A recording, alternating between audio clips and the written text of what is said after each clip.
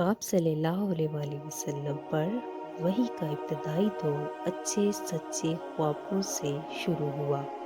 آپ صلی اللہ علیہ وآلہ وسلم خواب میں جو کچھ دیکھتے وہ صبح کی روشنی کی طرح صحیح اور سچا ثابت ہوتا۔ پھر من جانب قدرت آپ صلی اللہ علیہ وآلہ وسلم تنہائی پسند ہو گئی اور آپ صلی اللہ علیہ وآلہ وسلم نے غار حرا میں خلوت نشینی اختیار فرمائی اور کئی کئی دن اور رات وہاں مسلسل عبادت اور یاد الہی و ذکر فکر میں مشغول رہتے۔ توشہ ختم ہونے پر ہی اہلیہ محترمہ ختیجہ رضی اللہ تعالی عنہا کے پاس تشریف لاتے اور کچھ توشہ ہمراہ لے کر پھر وہاں جا کر خلوت گزیر ہو جاتے۔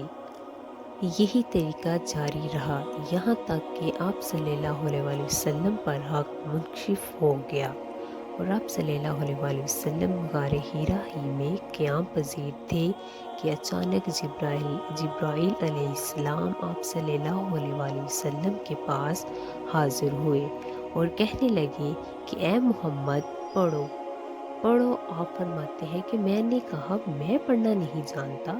آپ صلی اللہ علیہ وآلہ وسلم فرماتے کہ فرشتے نے مجھے پکڑ کر اتنے زور سے بھینچا کہ میری طاقت جواب دے گی، پھر مجھے چھوڑ کر کہا کہ پڑھو۔ میں نے پھر وہی جواب دیا کہ میں پڑھا ہوا نہیں ہوں۔ اس فرشتے نے مجھ کو نہایت ہی زور سے پکڑ کر مجھ کو سخت تکلیف محسوس ہوئی۔ پھر اس نے کہا کہ پڑھ۔ میں نے کہا میں پڑھا ہوا نہیں ہوں۔ فرشتے نے تیسری مرتبہ پھر مجھ کو زور سے جھنجھوڑا اور کہنے لگا کہ پڑھو اپنے رب کی مدد سے جس نے پیدا کیا اور انسان کو خون کی پٹکی سے بنایا، پڑھو اور آپ کا رب بہت ہی مہربانیاں کرنے والا ہے۔ بس یہی آیتیں آپ صلی اللہ علیہ وآلہ وسلم جبرائیل علیہ السلام سے سن کر اس حال میں غار حرا سے واپس ہوئے کہ آپ کا دل اس انوکھے واقعہ سے کانپ رہا تھا۔ آپ ختیجہ رضی اللہ تعالی عنہا کے ہاں تشریف لائے اور فرمایا کہ مجھے کمبل اوڑھ دو، مجھے کمبل اوڑھ دو۔ ختیجہ رضی اللہ تعالی عنہا نے آپ صلی اللہ علیہ وآلہ وسلم کو کمبل اوڑھ دیا۔ جب آپ صلی اللہ علیہ وآلہ وسلم کا ڈر جاتا رہا تو آپ صلی اللہ علیہ وآلہ وسلم نے اپنی زوجہ محترمہ ختیجہ رضی اللہ تعالی عنہا کو تفصیل کے ساتھ یہ واقعہ سنایا اور فرمانے لگے کہ مجھ کو اب اپنی جان کا خوف ہو گیا ہے۔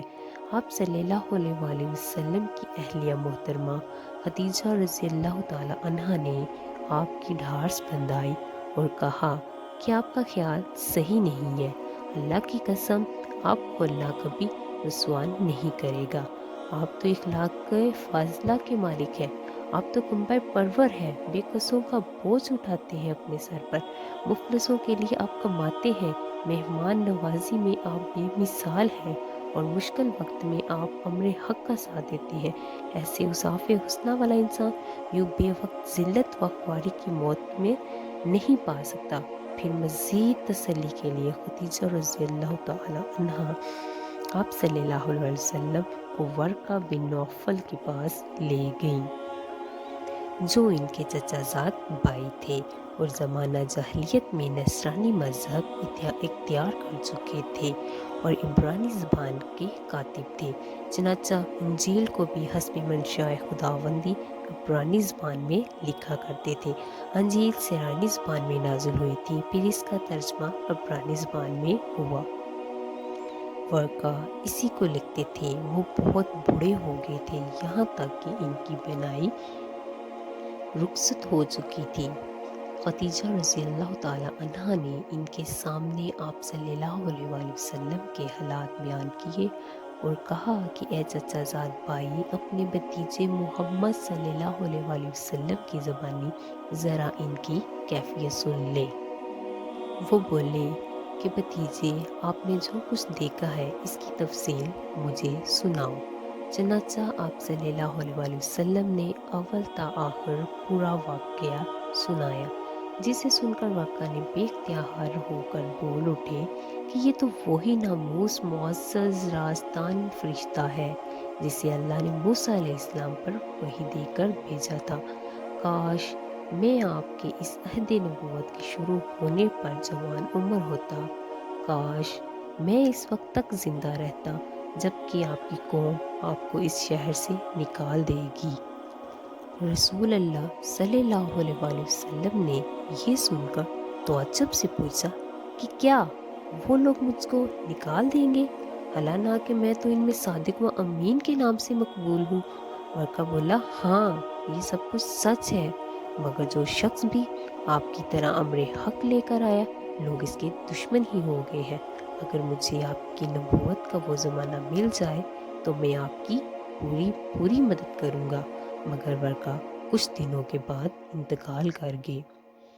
پھر کچھ عرصہ تک وحی کا سلسلہ موقوف رہا۔ اللہ اکبر، اللہ